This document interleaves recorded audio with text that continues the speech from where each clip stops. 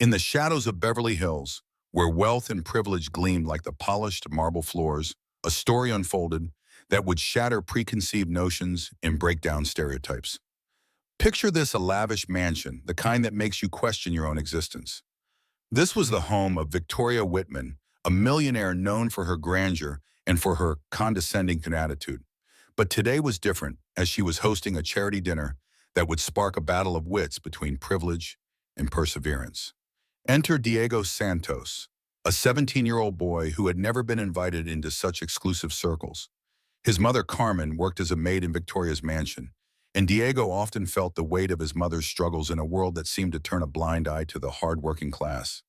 They lived simply, and Diego had learned to find joy in the little things: a warm meal, a good book, and most importantly, a chessboard. As the evening approached, Victoria strutted about, preparing to entertain her elite guests. In a move that smacked of deep-seated arrogance, the kind that only someone shielded by wealth could muster, she called Diego over to play chess as part of the evening's entertainment. "Let's see if this young man can amuse us," she said, a smirk plastered across her face. The guests laughed. Some even verbalized their doubts. "A chess game with a maid's son. How quaint," one of them said. Carmen's heart dropped at their laughter, her internal struggle raging like a storm. Was Diego just a joke to these people? Or could he prove them all wrong? As Diego made his way to the elegantly set table, he cast a quiet glance at his mother. Carmen stood there, a mixture of pride and anxiety painting her face. "Just play your game, mijo," she whispered, her voice barely above a breath. And with that encouragement, he nodded and prepared to face the haughty crowd. The game kicked off, and Victoria, self-assured and dismissive, opened with a flashy move, clearly underestimating her opponent. What she didn't see, however, was the focused intensity in Diego's eyes. With each piece he moved, he analyzed not just the board, but the dynamics around him. The guests continued to jeer, their laughter ringing in the air like a chorus of disbelief. "What's he doing?" one asked, while another rolled their eyes, convinced Diego was simply playing for show. But deep down, Diego's mind was churning, fueled by years of practice and a fiery determination to prove his worth. Then came the moment when Diego played the Sicilian defense.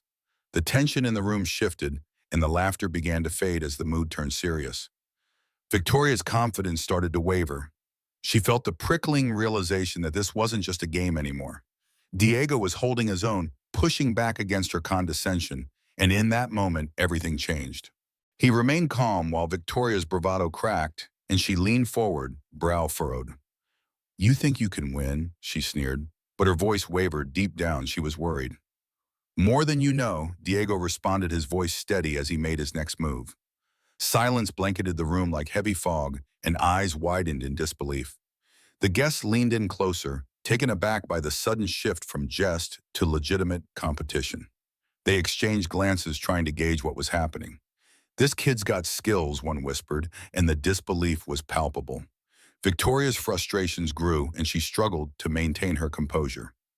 "You're lucky, that's all," she hissed, though even she was beginning to question her own words. With every move Diego made, he showcased an impressive mastery of the game, his strategies unfolding with precision and creativity, influenced by years of dedication to chess. But amidst the chess pieces, there lay a deeper connection. In a fleeting moment, as his pieces moved across the board, Diego glanced at his mother. Their eyes locked, and in that silent exchange, all of their struggles, the late nights, the dreams postponed, surfaced. This wasn't just about the game. It was about the obstacles they'd fought against to get here. Finally, the moment of reckoning arrived. Diego made an unexpected strategic move that knocked Victoria off her game completely. Gasps echoed through the room as the reality set in. This kid was a genius, and he wasn't just a mere pawn in her game of superiority. Victoria's face turned crimson with humiliation, and the laughter of her elite circle began to die away, replaced by an anxious tension.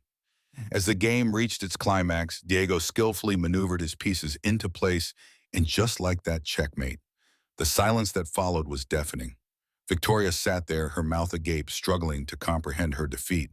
Carmen's heart swelled with pride as her son emerged victorious, proving that talent knows no bounds, and that humility can topple even the most towering egos. The guests, once dismissive, now erupted in applause, a transformation of perception that was both uplifting and bittersweet.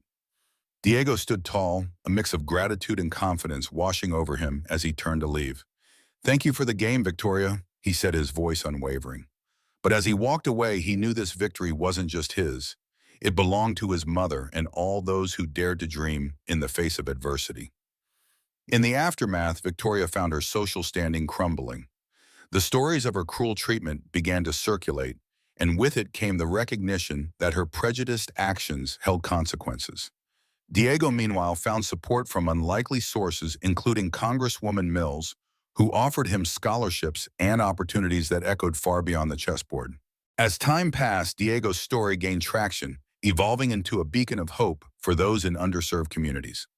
He established a chess program for underprivileged youth, teaching them strategy, confidence, and the power of perseverance, the very essence of his journey. Reflecting on all that transpired, Diego recognized a truth that rang clearer than any victory. True nobility comes from character and actions, not wealth or status.